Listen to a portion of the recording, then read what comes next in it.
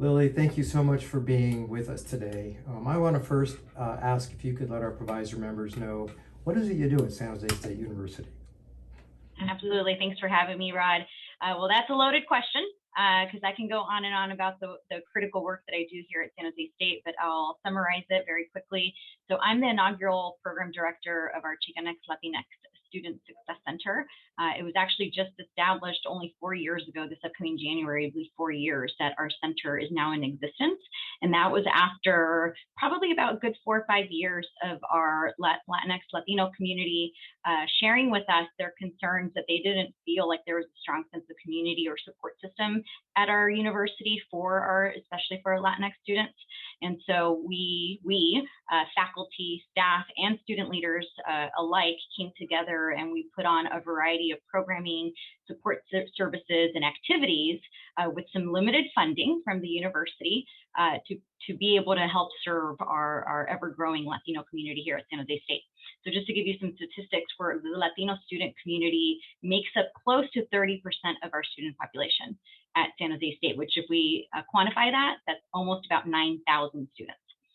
So that's a big student population. So in the almost 150 plus years of our university's existence, we've never had a support system like this specifically to address the needs, the challenges, the strengths of our Latino students on our campus, which is mind-blowing to me, knowing where we're situated in Silicon Valley, where Latinos make up a large portion of our population in our community. Well, I want to focus you now. We had talked earlier before this interview about assets and also the opportunities in working with the non-center teaching staff and members. And we kind of drew a link to your audience today of being professional advisors, either having colleagues that are Latino working with them, clients working with them. Are there some things that you can share with these professionals that you picked up that might morph into the work environment, our work environment? What we know is that our students have experienced stereotypes right in the K through 12 system. Teachers often carry these deficit perspectives in thinking about our students. Our students get labeled as at risk, that they lack the preparation or the resources to be successful. As you think about success, not only K through 12, but in higher education. Our students also are balancing racism. How do you balance your life when you're still experiencing racism and discrimination out there in society? So all of these experiences our students have had growing up and going through the education system and not really finding support systems that value them for what they bring, what we call their assets.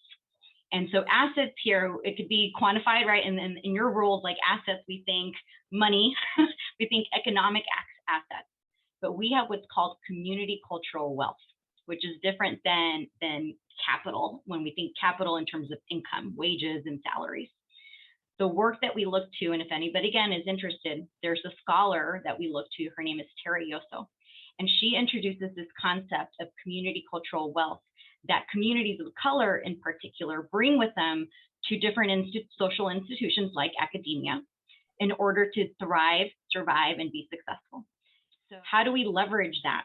Well, I would encourage you all to start thinking about what kind of questions can I be asking my clients to get to know them so that I can develop trust with them. Because really, when our Latino communities can trust you, and trust is a big value in the Latino community, if I can't trust you, there's gonna be no transactions happening here. This is like, so how do you leverage what they already know? And starting from there, because you're acknowledging the assets, the strengths that they're already bringing with them to the table. And then from there, asking them the other questions. Well, where can I still help you? Where are there some gaps? What questions do you still have? But operating from that place is so important and crucial to creating and earning that trust that I think will create more meaningful and intentional relationships with your clients.